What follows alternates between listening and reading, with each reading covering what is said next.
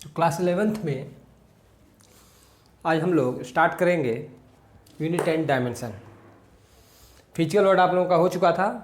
अगर आप लोगों को कोई भी डाउट है तो हमारी फिजिकल वर्ड की सीरीज देख लीजिए, 3 पार्ट में है। इनसे आपके सभी डाउट्स क्लियर हो जाएंगे। क्लियर है? आज हम लोग नया चैप्टर स्टार्ट करेंगे, unit and dimensions.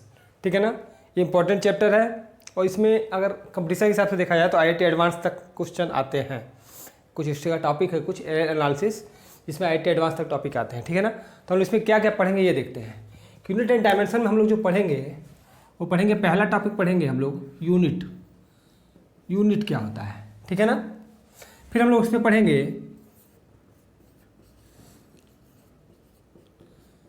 Physical quantity. Physical quantity क्या होता है? ठीक है ना? फिजिकल क्वांटिटी में हम लोग 3 टाइप से डिवाइड करेंगे। एक आएगा फंडामेंटल फिजिकल क्वांटिटी। ठीक है ना? फिर हम लोग पढ़ेंगे इसमें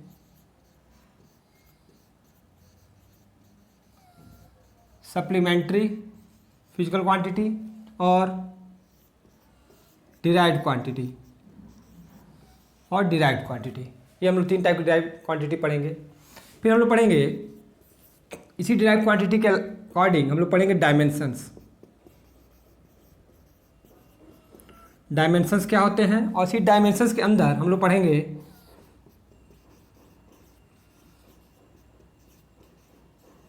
कि डायमेंशनल फार्मूला कैसे डिराइव किया जाता है। किसी भी फिजिकल क्वांटिटी का डायमेंशनल फार्मूला कैसे निकाला जाता है, ये हम लोग देखेंगे। ठीक है? फिर हम लोग पढ़ेंगे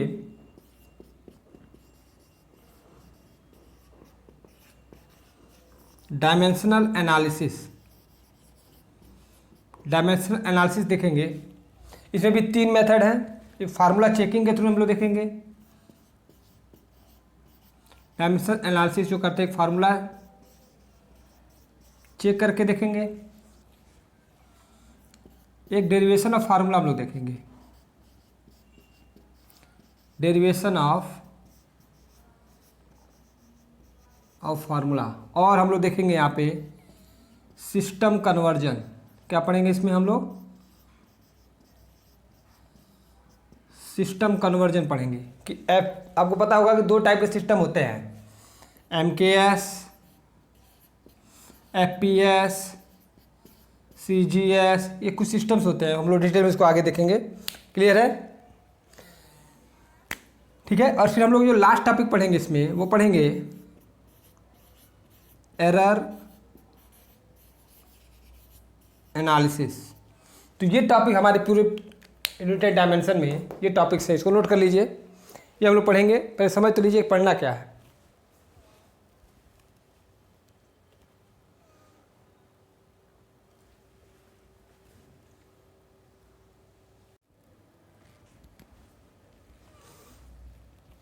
तो हम लोग स्टार्ट करते हैं यूनिट से। ठीक है ना? पहले इसको समझते हैं, फिर मैं इसको डिफाइन करूंगा, डिफिनीशन वगैरह लिखवा दूंगा। पहले समझते हैं। हम लोग ने फिजिकल वर्ड में पढ़ा था कि फिजिक्स क्या होता है।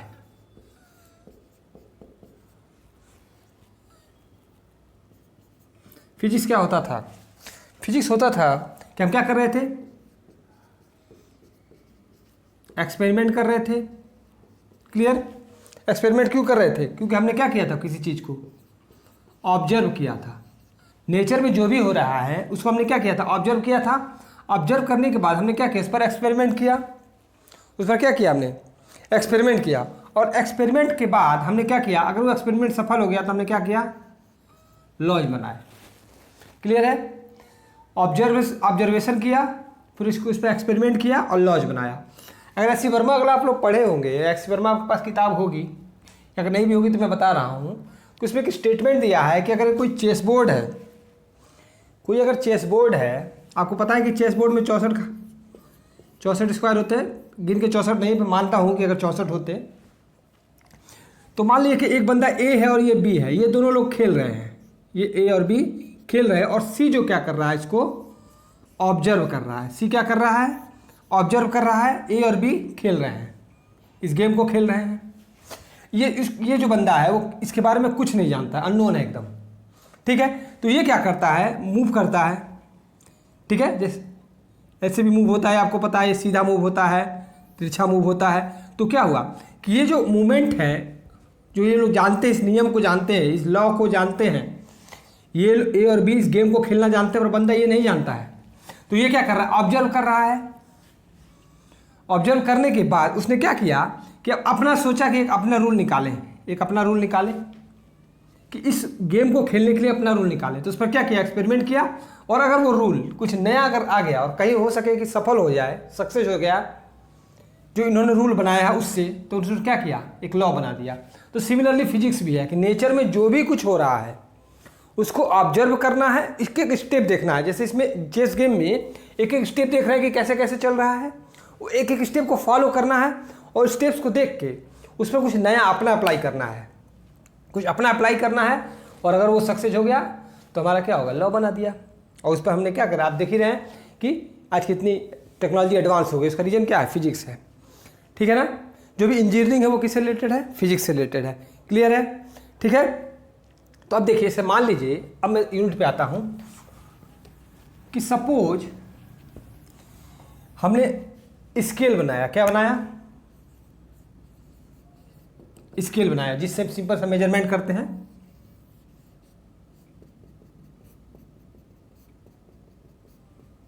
मान लीजिए स्केल है हमारी, इसको हमने बनाया।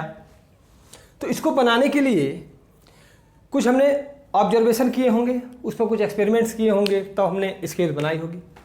ठीक है, तो स्केल करता क्या है, मेजर करता है ना, मेजर करता है। क्लियर, मेजर करता है। अच्छा ठीक है, जैसे अब मैं एग्जांपल देता हूँ, जैसे मान लीजिए कि आप लोग मार्केट में गए कुछ खरीदने। ठीक है, मान लीजिए कि पापा ने कहा कि जाइए एप्पल खरीद कर आइए। ठीक है, एप्पल खरीद कर लाइए, तो आपने क्या किया, 10 ले आए, 10 एप्पल ले आए। ठीक है, एक एप्पल का दाम वेट मान लीजिए कि 100 ग्राम है, तो 10 का कितना हुआ, 1000 ग्राम, तो 1 किलो सेब हुए। तो अगर मैं कहूँ कि 10 एप्पल्स हैं, 10 एप्पल्स हैं, जिसका दाम वेट कितना हो गया, 1000 ग्राम। ठीक है, 1000 ग्राम मतलब 1 किलोग्राम। ठीक, अगर घर पे आके आप ये बताओ कि केवल कि 1000 लाया हूँ मैं, 1000 लाया हूँ या 1 लाया हूँ, तो क्या लाया हूँ आप ये नहीं बता पा रहे। ये क्या बता रहे हैं, ये जस्ट एक नंबर है, जस्ट ये एक क्या है, एक नंबर है। ये कुछ नहीं बता पा रहे। 1000 क्या है पता नहीं क्या है, 1 क्या है पता नहीं क्या है। पर आगे अगर इसके मैं लिख दूँ कि 1000 ग्राम, या मैं लिख दूँ 1 किलोग्राम, तो ये क्या बता रही हैं, ये अलग अलग एक क्या क्वांटिटी बता रही हैं, ये एक क्वांटिटी बता रही है। अब कुछ पता चल रहा है।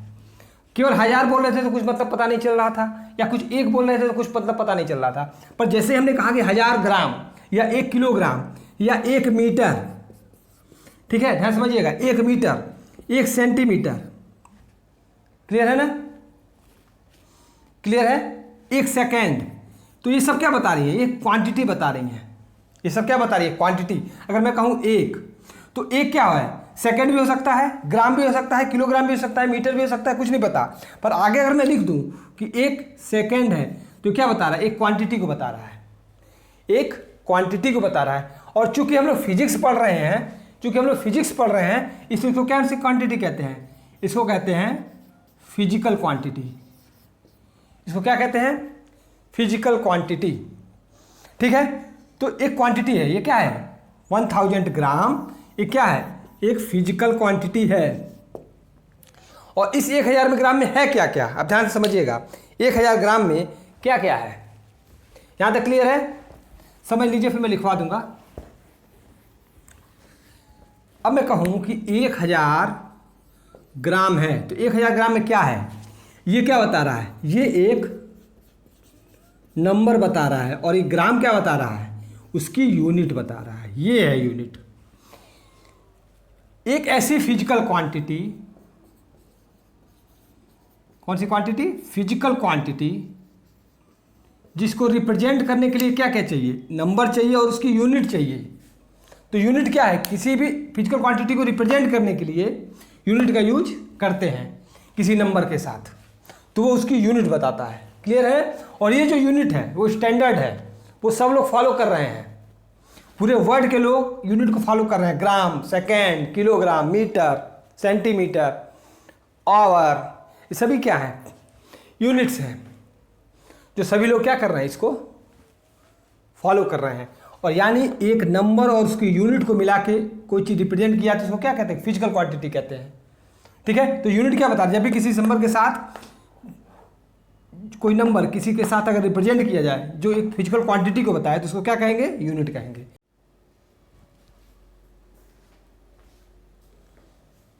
तो चलिए आगे देखते हैं, इसके आगे देखते हैं डिटेल में। जैसे मान लीजिए कि सपोज मान लीजिए कि स्केल का हमने एग्जांपल लिया था ना, मैंने स्केल का एग्जांपल लिया था। स्केल क्या करता है, मेजर करता है। मान लिया वो 100 मीटर आया, तो 100 क्या बता रहा था, एक नंबर को रिप्रेजेंट कर रहा था, और मीटर क्या बता रहा था, उसकी यूनिट बता रही थी। ठीक है ना, और ये टोटल मिलकर क्या बता रही थी, एक फिजिकल क्वांटिटी को बता रहा था। तो यूनिट क्या है, स्टैंडर्ड है ना, यूनिट एक स्टैंडर्ड है जिसको पूरे सभी लोग फॉलो कर रहे हैं। क्लियर है। एक एग्जांपल लेते हैं, मान लेते हैं कि स्केल कभी कुछ बना ही नहीं था। सपोज कोई स्केल नहीं बना था, जब शुरू में आया तो शुरू में क्या हो रहा था, मान लो कि कोई राजा होगा तो उसका कुछ एरिया होगा। अब उसके राज्य में मान लो कि कुछ नापना होगा, कुछ मेजर करना है, तो क्या करे, वो कहता है कि हमारे यहाँ मेरा जो पैर है उसकी जो लेंथ है उसको मैं 1 मीटर मानूंगा, उसको मैं क्या मानूंगा, 1 मीटर मानूंगा। पर मान लो कि दूसरा कोई राजा है, जो राजा दूसरा नंबर का है, उसका पैर मान लो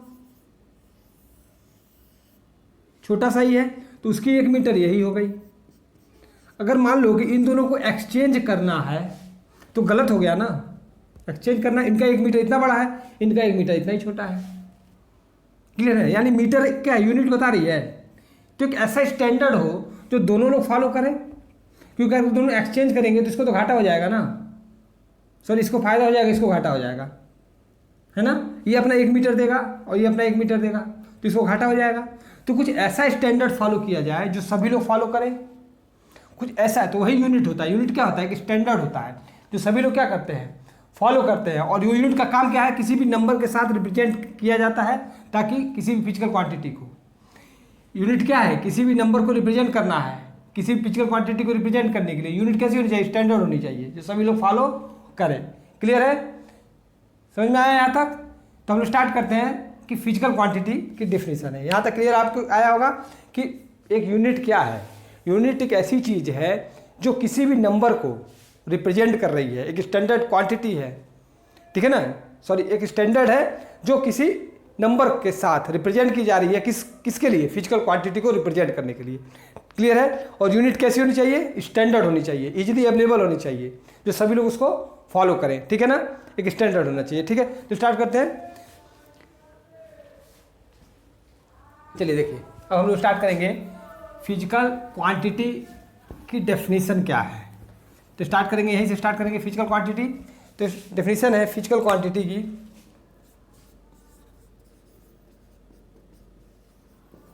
फिजिकल क्वांटिटी क्या होता है।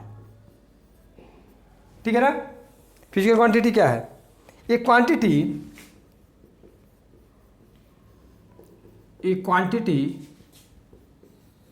that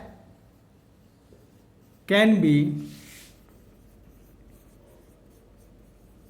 measured in which laws of physics हैं, वो क्या हो, इज डिस्क्राइब्ड हो। ठीक है ना, ये क्वांटिटी जिसको मेजर किया जाता है, जिसमें लॉ ऑफ फिजिक्स डिस्क्राइब्ड, उसको क्या कहेंगे, फिजिकल क्वांटिटी कहेंगे। आपको मैंने बताया था अभी। क्लियर है ना, क्लियर। अब देखते हैं यूनिट क्या है। यूनिट क्या है,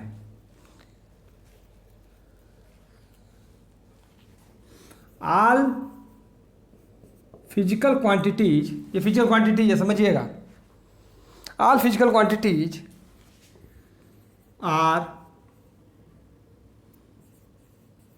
measured with respect to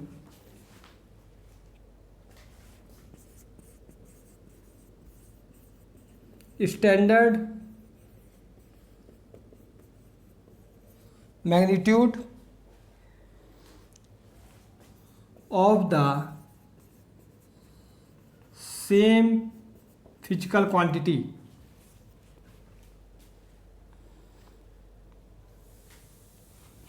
and these standard are called units. Standard क्या होती है? यूनिट्स है। जो भी यूनिट क्या है, जितनी फिजिकल क्वांटिटी को मेजर किया जाता है किसी भी स्टैंडर्ड मैग्नीट्यूड से। जैसे मान लीजिए मैं लिखा 2 मीटर, तो मीटर क्या है? एक स्टैंडर्ड है। ये क्या है? स्टैंडर्ड है किसी भी मैग्नीट्यूड को। ये क्या है? उसका मैग्नीट्यूड है। ठीक है, ये टोटल मैग्नीट्यूड आ जाएगा। ठीक है, क्लियर है? चूंकि ये हमारा टोटल मैग्नीट्यूड है। 2 मीटर क्या है? मैग्नीट्यूड है। ठीक है, इस पूरे मैग्नीट्यूड को किसी स्टैंडर्ड के साथ मेजर कर रहे हैं। वो क्या है? एक यूनिट का है। तो इसका क्या होता है? एक स्टैंडर्ड है ना, तो इसकी क्या है? वो यूनिट है। ठीक है, नोट करिए।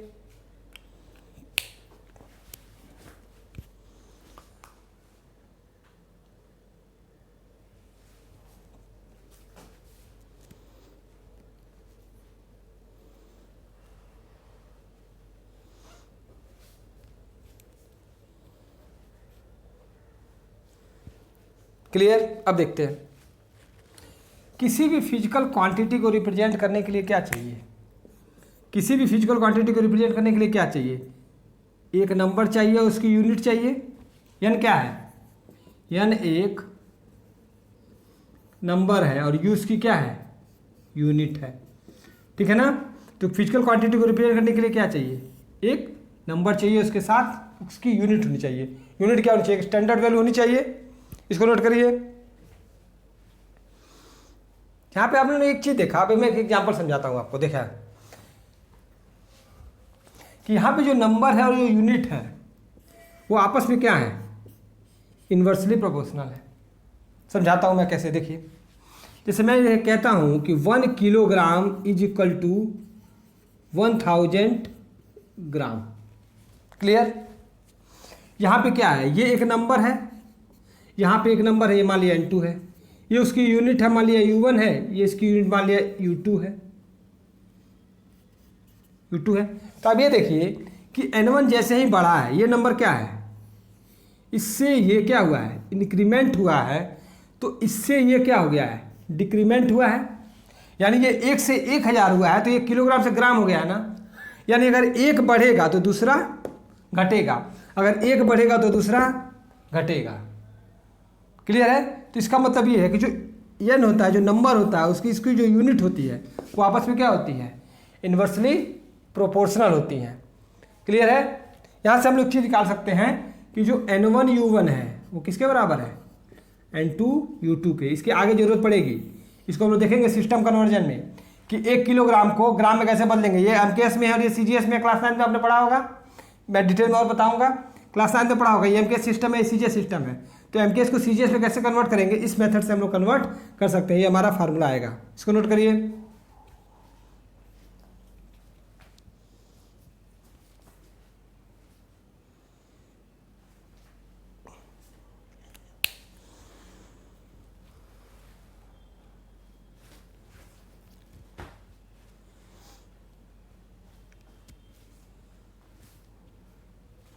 अब देखिए, यूनिट्स की क्या है? कुछ प्रॉपर्टीज हैं। यूनिट्स की कुछ प्रॉपर्टीज हैं। वो क्या प्रॉपर्टीज हैं ये हम समझते हैं।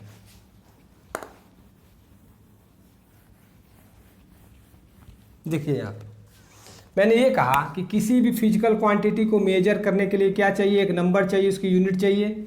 यूनिट कैसी होनी चाहिए? एक स्टैंडर्ड वैल्यू होनी चाहिए। क्लियर है?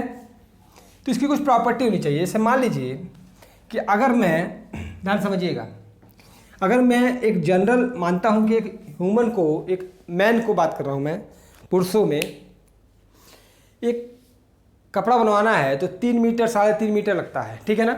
तो अगर मैं कहूं कि 3 मीटर। और दर्जी के पास जाइए और कहिए कि 3000 मिलीमीटर कपड़ा हमको चाहिए, तो अजीब नहीं लगेगा? 3 मीटर, ठीक है। अगर मान लीजिए कि मैं कहता हूं कि यहाँ से हमको कहीं जाना है जिसकी वैल्यू है 30 किलोमीटर, कहीं हमको जाना है जहाँ पे वैल्यू क्या है 30 किलोमीटर उसकी डिस्टेंस। पर अगर मैं ऐसे ना कह, मैं कहूँगा 30,000 मीटर जाना है, तो कुछ अजीब नहीं लगेगा? क्लियर? ठीक है। अगर मैं कहूँ कि मुझे 1 ग्राम सोना चाहिए, 1 ग्राम सोना चाहिए, 1 ग्राम कहूँ या 0.001 किलोग्राम कहूँ, तो मैं कहूँगा कि 0.001 किलोग्राम सोना चाहिए, तो कुछ अजीब नहीं लग रहा है? तो यानी जो यूनिट होनी चाहिए वो क्या होनी चाहिए? सूटेबल होनी चाहिए। कौन सी यूनिट कहाँ पे सूटेबिलिटी है? जैसे मान लीजिए यहाँ पे लार्ज डिस्टेंस के लिए है, यहाँ पे तो किलोमीटर सूटेबल यूनिट है, मीटर सूटेबल नहीं है। जब कपड़ा मेजर करना हो तो मीटर सूटेबल है, मिलीमीटर सूटेबल नहीं है। जब सोने को हमको मेजर करना है, सोना गोल्ड, तो यहाँ पे किलोग्राम सूटेबल नहीं है, ग्राम सूटेबल है। यानी यूनिट्स कैसी होनी चाहिए? सूटेबल यूनिट्स होनी चाहिए। यानी यूनिट्स की कुछ स्टैंडर्ड प्रॉपर्टी है। फिर से देख लीजिए, किसी फिजिकल क्वांटिटी को रिप्रेजेंट करने के लिए किसी नंबर के साथ उसकी यूनिट लगाते हैं, उस यूनिट के साथ किसी नंबर को रिप्रेजेंट करते हैं, तो हम एक फिजिकल क्वांटिटी को रिप्रेजेंट कर सकते हैं। वो यूनिट एक स्टैंडर्ड वैल्यू होनी चाहिए और सूटेबल होनी चाहिए। कौन सी यूनिट कहाँ पर रिप्रेजेंट करती है ये मैटर करता है। क्लियर है? यहाँ तक क्लियर है? आगे देखते हैं। देखिए, यानी अगर मैं कुछ प्रॉपर्टीज लिखूं ऑफ यूनिट्स की, तो क्या क्या होनी चाहिए? Properties of units. तो पहला प्रॉपर्टी क्या होनी चाहिए कि हर जगह एक्सेप्टेड होनी चाहिए, पूरे वर्ल्ड में एक्सेप्टेड होनी चाहिए वो यूनिट। मीटर है तो मीटर आप ऑस्ट्रेलिया चले जाइए, इंडिया चले जाइए, चाइना चले जाइए, कहीं भी चले जाइए, क्या होनी चाहिए? एक ही यूनिट होनी चाहिए, मीटर। ठीक है, यानी क्या होना चाहिए? इंटरनेशनली एक्सेप्टेड होनी चाहिए। ठीक है, और क्या होनी चाहिए? वेल डिफाइंड भी होनी चाहिए। ये नहीं कि आधी अधूरी है, पता नहीं चल रहा क्या हो रहा है। ठीक है ना, पता ही नहीं चल रहा है कि क्या हो रहा है। वेल डिफाइंड होनी चाहिए। चलिए, और क्या होनी चाहिए?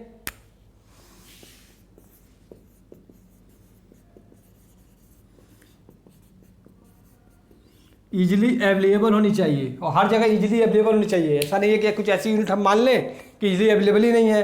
जैसे फुट पाउंड सेकंड है, पाउंड यूनिट है, आपको पता होगा ब्रिटिश में चलता है, इंडिया में नहीं चलता है पाउंड। ठीक है, तो इजीली अवेलेबल होनी चाहिए। ठीक है, यहां तक नोट करिए। और क्या खास बात होनी चाहिए? इनवेरिएबल होनी चाहिए।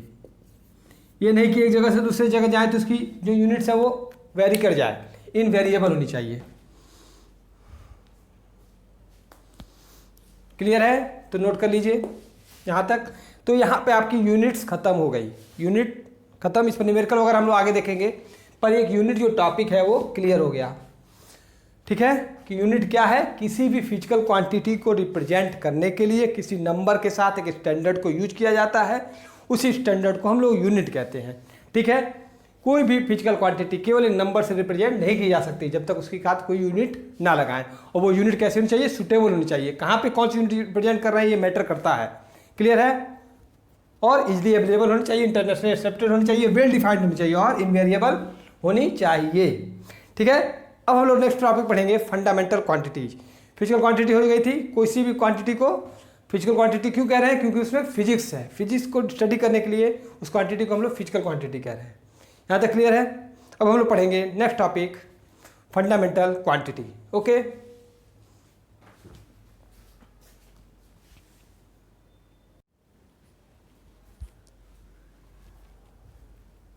आगे देखते हैं हम लोग। नेक्स्ट है fundamental quantity. Fundamental quantity, fundamental physical quantity. ठीक है ना, हर क्वांटिटी फिजिकल क्वांटिटी है, तो इसमें हम लोग देखेंगे फंडामेंटल क्वांटिटी। हेडिंग डालिए, फिजिकल फंडामेंटल क्वांटिटी।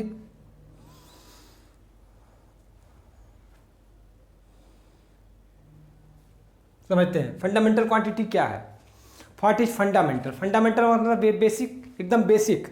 जैसे आप देखते हैं कि ह्यूमन बॉडी है, जो बॉडी है उसकी जो बेसिक यूनिट है वो क्या है? सेल है। सेल तो किसी चीज़ से मिलकर नहीं बनी है, बेसिक यूनिट सेल है। जैसे अगर होम है, कोई घर हम बना रहे हैं, तो उसकी जो बेसिक यूनिट है वो क्या है? ब्रिक्स है। ब्रिक्स है। तो फंडामेंटल क्वांटिटी है। किसी भी फिजिकल क्वांटिटी को रिप्रेजेंट करने के लिए फंडामेंटल क्वांटिटी की जरूरत पड़ेगी। इसी फंडामेंटल क्वांटिटी की वजह से हम लोग आगे की क्वांटिटी को डिराइव करेंगे, जहाँ से वो टर्म आएगा डिराइव क्वांटिटी, ठीक है ना। यानी फंडामेंटल क्वांटिटी क्या होनी चाहिए? टोटली इंडिपेंडेंट होनी चाहिए, वो किसी पर डिपेंड नहीं होनी चाहिए, वो एकदम फंडामेंटल है, वो बेसिक है, बेसिक यूनिट होनी चाहिए। और सबसे खास प्रॉपर्टी क्या होती है कि वो इंडिपेंडेंट होती है, वो किसी चीज़ से मिलके नहीं बनती हैं। उनसे उसको यूज करके हम लोग आगे की फिजिकल क्वांटिटी को डिराइव करेंगे, पर फंडामेंटल क्वांटिटी किसी चीज़ से मिलके नहीं बनी होती है। क्लास 9th में अगर आपने पढ़ा होगा कि 7 फंडामेंटल क्वांटिटी होती थी: लेंथ, मास, टाइम, करंट, ल्यूमिनस इंटेंसिटी और amount of substance.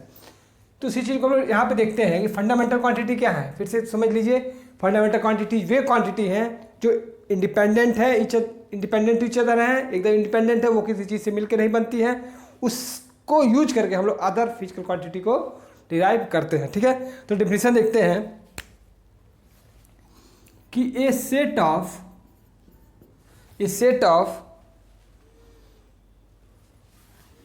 Physical quantity, note करते जाइए साथ में, a set of physical quantity which are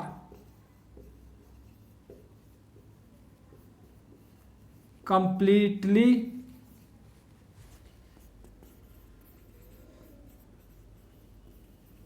independent of each other, completely independent of each other, and other physical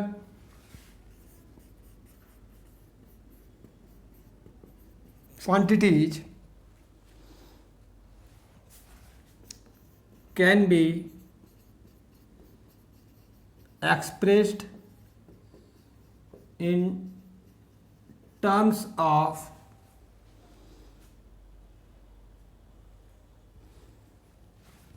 these physical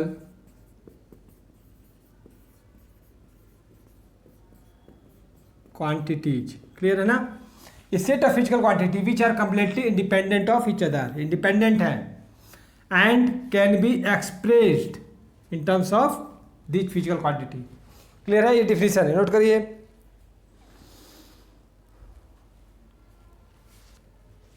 clear है?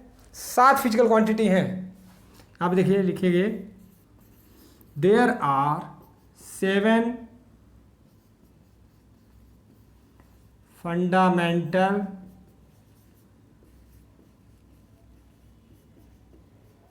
Quantities. कौन कौन सी? देखिए, length, मास, time, current, temperature,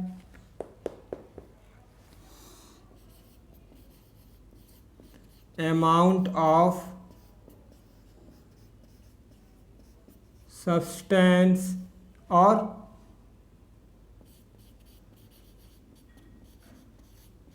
luminous intensity। 7 physical quantity हैं।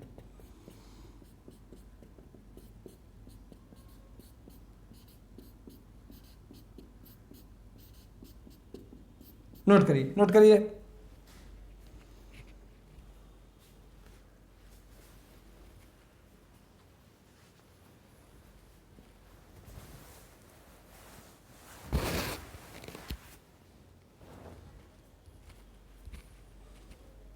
चलिए आगे देखते हैं।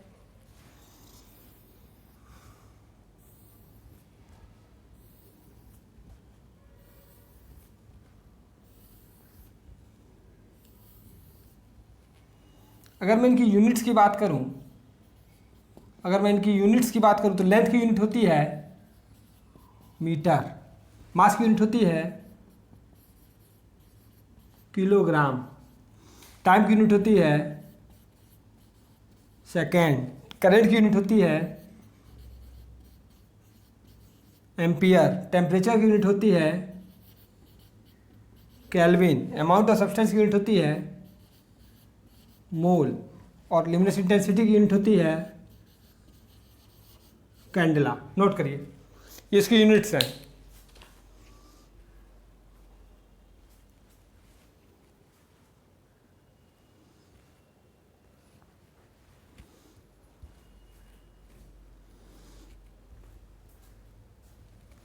ठीक है, लेंथ यूनिट क्या है metre, mass unit kilogram, time unit second, current unit ampere, temperature unit kelvin, amount substance unit mole, unit candela.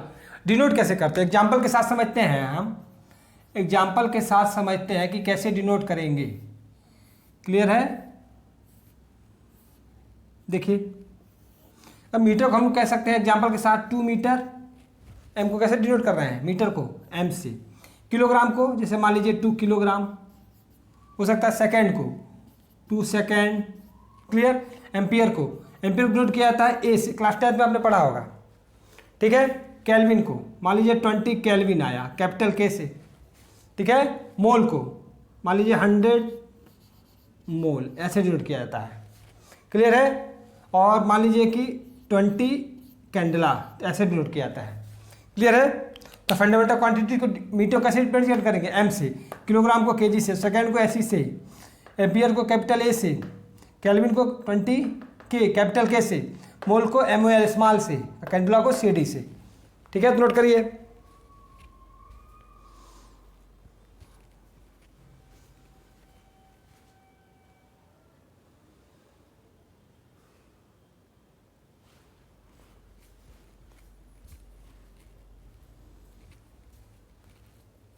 हो गया, पॉज करके नोट कर लिया करिए।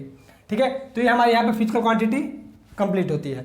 अब हम लोग पढ़ेंगे आगे supplementary quantities, derived quantities, dimensions क्या होते हैं, डायमेंशन एनालिसिस क्या होती है, डायमेंशन फार्मूला क्या होता है, डायमेंशन एनालिसिस के कैसे करेंगे। ठीक है, एरर एनालिसिस देखेंगे। तो यहाँ तक हमारा फंडामेंटल क्वांटिटी है। ठीक है, बाकी चीज़ हम लोग आगे के लेक्चर में पढ़ेंगे। Thank you.